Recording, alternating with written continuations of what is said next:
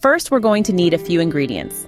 2 tablespoons of extra virgin olive oil, 2 packages of potato gnocchi, a 1/4 cup of unsalted butter, 4 thinly sliced garlic cloves, a 1/4 teaspoon of red pepper flakes, kosher salt, black pepper, 2 pints of small tomatoes, a 1/4 cup of thinly sliced basil leaves, and 8 ounces of fresh mozzarella.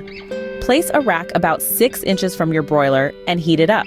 While that's getting ready, grab a large skillet and heat enough olive oil to lightly coat the bottom. This is where we're going to give our gnocchi that perfect golden brown sear.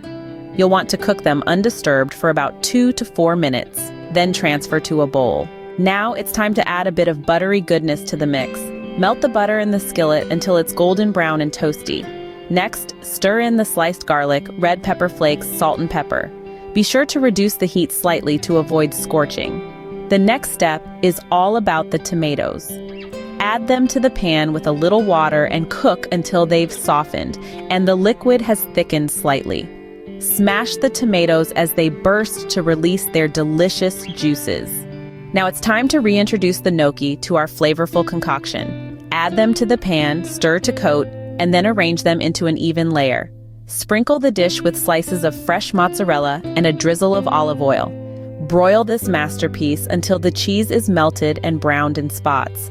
To finish, top with more basil, red pepper flakes, and black pepper as desired. Please let me know in the comments below how this recipe turned out for you.